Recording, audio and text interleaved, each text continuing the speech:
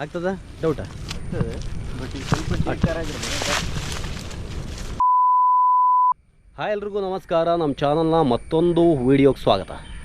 ಸ್ನೇಹಿತರೆ, ಇತ್ತೀಚೆಗೆ ವಿಪರೀತ ಮಳೆಯ ಕಾರಣಕ್ಕಾಗಿ ಅನೇಕ ಕಡೆ ಗುಡ್ಡ ಕುಸಿದಂಥ ಪ್ರಕರಣಗಳು ಸಂಭವಿಸಿವೆ ಮತ್ತು ಮಳೆಗೆ ಸಂಬಂಧಪಟ್ಟ ಅನೇಕ ಹಾನಿಗಳು ಸಂಭವಿಸಿದೆ. ಅದರಲ್ಲಿ ಬಹುಮುಖ್ಯವಾಗಿ ನಿಮಗೆ ಗೊತ್ತಿರೋ ಹಾಗೆ ವಯನಾಡಲ್ಲಿ ಒಂದು ದೊಡ್ಡ ಮಟ್ಟದ ಲ್ಯಾಂಡ್ ಸ್ಲೈಡ್ ಆಯಿತು. ಅದೇ ರೀತಿ ಅದಕ್ಕೂ ಸ್ವಲ್ಪ ದಿನಗಳ ಮುಂಚೆ ಅಂಕೋಲದಲ್ಲೂ ಕೂಡ ಲ್ಯಾಂಡ್ ಸ್ಲೈಡ್ ಆಗಿತ್ತು.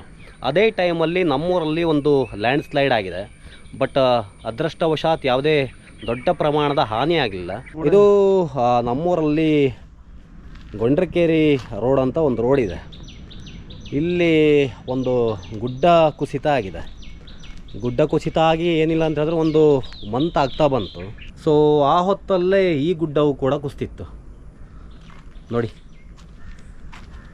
ಇದು ಯಾವ ಪ್ರಮಾಣದ ಕುಸಿತಿದೆ ಅಂತ ಹೇಳಿದ್ರೆ ಇಲ್ಲಿ ಕಂಪ್ಲೀಟಾಗಿ ಮತ್ತೆ ಮಣ್ಣು ಬರ್ಬೋದು ಅನ್ನೋ ಸಲುವಾಗಿ ಇಲ್ಲಿ ಒಂದಷ್ಟು ದಿನ ರೋಡ್ ಬಂದ್ ಮಾಡಿದರು.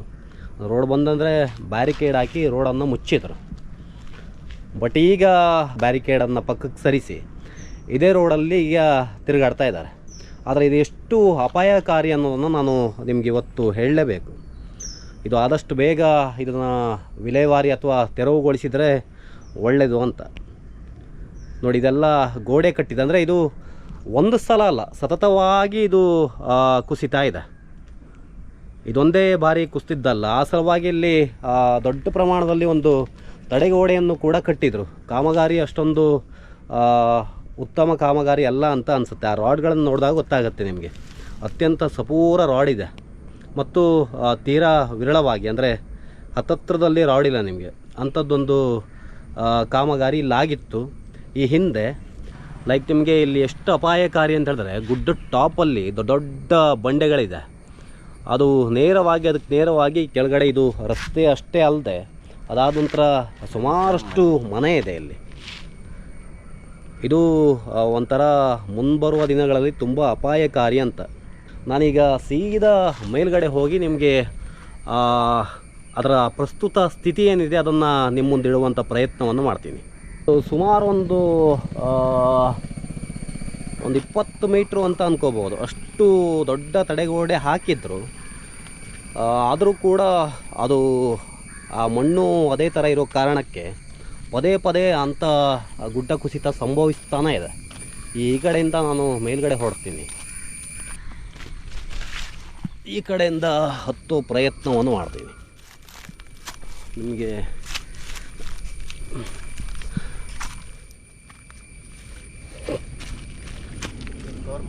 ಹಾಂ,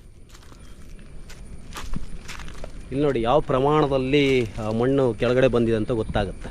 ಈ ಸ್ಥಳೀಯ ಆಡಳಿತದ ಕಣ್ಣಲ್ಲಿ ಈ ರೋಡು ಮುಚ್ಚಿ ಹೋಗಿದ್ದಾರೆ. ಅವರು ಈ ರೋಡನ್ನು ಕ್ಲೋಸ್ ಮಾಡಿಟ್ಟಿದ್ದಾರೆ. ಅವ್ರ ಪ್ರಕಾರ ಇವತ್ತು ಆ ರೋಡ್ ಕ್ಲೋಸ್ ಇದೆ. ಬಟ್ ಸ್ಥಳೀಯರು ಬ್ಯಾರಿಕೇಡನ್ನು ತಗೊಂಡು ಅವ್ರಿಗೆ ಬೇರೆ ಮಾರ್ಗ ಇಲ್ಲ.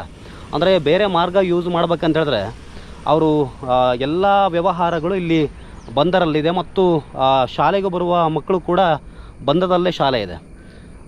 ಈ ರೋಡ್ ಬಿಟ್ಟು ಬೇರೆ ಮಾರ್ಗವಾಗಿ ಬರ್ಬೇಕಂತ ಹೇಳಿದ್ರೆ ಏನಿಲ್ಲ ಅಂತ ಹೇಳಿದ್ರೆ ಒಂದು 8ರಿಂದ 10 ಕಿಲೋಮೀಟ್ರ್ ಸುತ್ತ ಹಾಕೊಂಡು ಬರಬೇಕಾಗತ್ತೆ. ಆಗ್ತದ ಡೌಟಾ? ಬಟ್ ಈಗ ಸ್ವಲ್ಪ ಸ್ನೇಹಿತರೆ, ಗುಡ್ಡದ ಮೇಲಿಂದ ನೋಡಿ ಸಮುದ್ರ ಕಾಣಿಸ್ತಾ ಇದೆ. ಆ ನೇರಕ್ಕೆ ಒಂದಷ್ಟು ಮನೆ ಇದೆ, ಪೊದೆಗಳು ತುಂಬ ಬೆಳ್ಕೊಂಡಿದೆ.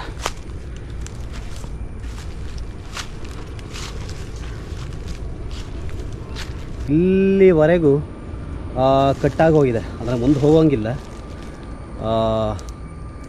ಏನಾದ್ರು ಕಾಲು ಜಾರಿ ಕೆಳಗೆ ಹೋದ್ರೆ ಅಷ್ಟೇ. ಆಮೇಲೆ ಆ ಸಲುವಾಗಿ ಮುಂದೆ ಹೋಗಲ್ಲ. ತುಂಬ ಸರ್ಕಸ್ ಮಾಡೋದು ಬೇಡ ಅಂತ. ಇಲ್ಲಿ ಅದೆಲ್ಲ ಮನೆಗಳು ನೋಡಿ, ಅಲ್ಲಿರೋದೆಲ್ಲ ಮನೆಗಳು. ಬಂಡೆ ಕಲ್ಲೇನಾದರೂ ಉರುಳು ಬಂದರೆ ಮತ್ತು ಮನೆಗೆಲ್ಲ ತೊಂದರೆ ಆಗುವಂಥ ಚಾನ್ಸಸ್ ಇದೆ. ಅದರಲ್ಲೂ ಇದು ತೀರಾ ಡಿಸ್ಟೆನ್ಸ್ ಇರೋದಲ್ಲ. ನಾನು ಕೋಣಾರ್ದ ಒಂದು ಗಡನೆ ಹೇಳಿದೆ, ಅದರಲ್ಲಿ ತುಂಬ ಡಿಸ್ಟೆನ್ಸ್ ಇತ್ತು. ಇದೆಲ್ಲ ಕಲ್ಲಿರೋ ಜಾಗ ಇದು. ಅಲ್ಲೊಂದು ದೊಡ್ಡ ಬಂಡೆಗಲ್ಲಿದೆ. ಏನಿಲ್ಲ ಅಂದರೆ ಒಂದು ಆನೆ ಸೈಜಲ್ಲಿರುವಂಥ ಬಂಡೆಗಲ್ಲು ನೋಡಿ. ಒಂದು 2 ಆನೆ ಸೈಜ್ ಇರುವಂಥ ಬಂಡೆಗಲ್ಲು. ಇವಿಷ್ಟೇ ಅಲ್ಲ, ಇಲ್ಲಿ ಬಂಡೆಗಲ್ಲುಗಳ ರಾಶಿಯೇ ಇದೆ. ಒಂದು ನೋಡಿ ಲೆಕ್ಕಕ್ಕೆ ಸಿಗೋ ಪ್ರಕಾರ ನಿಮಗೆ 1 2 3 4 ಇದೊಂದು 5 ಬಂಡೆಗಲ್ಲಿದೆ. ಅದು ಮುಂದೂ ಇದೆ, ಈಚೆಗಿಂದ ಕಾಣಿಸಲ್ಲ 5, 6 ಇಂಥ ರಾಶಿ ಬಂಡೆಗಳಿದೆ. ಅದೇ ಆ ಗುಡ್ಡ ಅರ್ಧದಷ್ಟು ಆಲ್ರೆಡಿ ಕುಸಿತೋಗಿದೆ. ಇನ್ನೊಂದು ಅರ್ಧ ಗುಡ್ಡ ಏನಾದರೂ ಹಾಗೆ ಕುಸಿತಾ ಬಂದರೆ ಮುಂದೊಂದು ದಿನ ಎಂಥ ಅಪಾಯ ಸಂಭವಿಸ್ಬೋದು ಅಂತ ನೀವೆಲ್ಲ ಇದ್ರ ಮೂಲಕ ತಿಳ್ಕೊಬೋದು. ನೋಡೋದಕ್ಕೆ ಅತ್ಯಂತ ಸೌಂದರ್ಯಯುತವಾಗಿ ಕಾಣಿಸುತ್ತೆ. ಪ್ರಕೃತಿ ಅಂತ ಹೇಳಿದ್ರೆ ಹಾಗೆ, ಅದು ಸುಮ್ಮನಿದ್ದಾಗ ತುಂಬ ರಮಣೀಯವಾಗಿ ಕಾಣಿಸುತ್ತೆ. ಸಪೋಸ್ ಏನಾದ್ರು ಮೈ ಕೊಡುತ್ತು ಅಂತ ಹೇಳಿದ್ರೆ ಆಗುವಂಥ ಅನಾಹುತ ಇದೆ ಎಲ್ಲದು ಹೇಳಲ್ಲ ಸದಳ ಅಂತ ಹೇಳ್ಬೋದು. ಇದೆಲ್ಲ ನೋಡಿದಾಗ ನಮ್ಗನ್ಸೋದು ಆದಷ್ಟು ಬೇಗ ಸದ್ಯಕ್ಕೆ ಆ ರಸ್ತೆ ಬ್ಲಾಕ್ ಆಗಿರೋದನ್ನು ಅದು ಕ್ಲಿಯರ್ ಮಾಡಿಸ್ಕೊಡ್ಬೇಕು. ಹಾಗೆ ಈ ಬಂಡೆ ಮುಂದಿನ ದಿನಗಳಲ್ಲಿ ಬರುವಂಥ ಅಪಾಯ ಇರೋ ಕಾರಣಕ್ಕೆ ಅಲ್ಲೇನಾದರೂ ತಡೆಗೋಡೆಗಳನ್ನು ಸ್ವಲ್ಪ ದೊಡ್ಡ ಪ್ರಮಾಣದಲ್ಲಿ ಕಟ್ಟೋ ಕೆಲಸ ಮಾಡಿದ್ರೆ ಗುಡ್ಡ ಕುಸಿದಂಥ ಸಮಯದಲ್ಲಿ ಬಂಡೆಕಲ್ಲು ಉರುಳುವಾಗ ಅದು ತಡಿಬೋದು ಅಂತ ಅನ್ಕೋತೀನಿ. ಆ ಕಾರಣಕ್ಕಾಗಿ ದಯವಿಟ್ಟು ನಮ್ಮನ್ನು ಆಳೋರು ಅಂದರೆ ಜನಪ್ರತಿನಿಧಿಗಳು ಈ ಒಂದು ವಿಷಯವಾಗಿ ಸ್ವಲ್ಪ ಈ ಕಡೆ ಗಮನ ಹರಿಸಬೇಕು. ಹಾಗೆ ಆದಷ್ಟು ಬೇಗ ಈ ಕೆಲಸವನ್ನು ಮಾಡಿಕೊಡ್ಬೇಕು. ಆಲ್ರೆಡಿ ತುಂಬ ದಿನಗಳು ಆಗೋಗಿದೆ. ಸ್ಥಳೀಯ ಆಡಳಿತಕ್ಕೆ ಕೇಳಿದ್ರೆ ಅದು ತುಂಬ ವೆಚ್ಚದ ಕಾಮಗಾರಿ ಆಗಿರೋ ಕಾರಣಕ್ಕೆ ಅದು ಆಗಲ್ಲ ಅಂತ ಹೇಳಿದ್ದಾರೆ. ಆಲ್ರೆಡಿ ತಹಸೀಲ್ದಾರೆಲ್ಲ ಬಂದು ಹೋಗಿದ್ದಾರೆ. ಅದರ ಬಗ್ಗೆ ರಿಪೋರ್ಟನ್ನು ಕೂಡ ಮಾಡಿದ್ದಾರಂತೆ. ಬಟ್ ಅದು ಇಂಪ್ಲಿಮೆಂಟ್ ಆದಷ್ಟು ಬೇಗ ಆಗಬೇಕು ಅನ್ನೋದು ಎಲ್ಲರ ಒಂದು ಕಳಕಳಿಯಾಗಿದೆ. ಆ ಕಾರಣಕ್ಕಾಗಿ ಆದಷ್ಟು ಬೇಗ ಇದು ಇಂಪ್ಲಿಮೆಂಟ್ ಆಗಲಿ ಅಂತ ಹೇಳ್ತಾ, ಸ್ನೇಹಿತರೆ ಈ ಒಂದು ವಿಡಿಯೋ ನಿಮ್ಗೆ ಇಷ್ಟ ಆಗಿದ್ದಲ್ಲಿ ಲೈಕ್ ಮಾಡಿ, ಶೇರ್ ಮಾಡಿ, ಹಾಗೆ ಕಮೆಂಟ್ ಮಾಡಿ. ಜೊತೆಗೆ ನಮ್ಮ ಚಾನಲನ್ನು ಸಬ್ಸ್ಕ್ರೈಬ್ ಮಾಡೋದನ್ನು ಕೂಡ ಮರಿಬೇಡಿ ಅಂತ ಹೇಳ್ತಾ ಧನ್ಯವಾದಗಳು.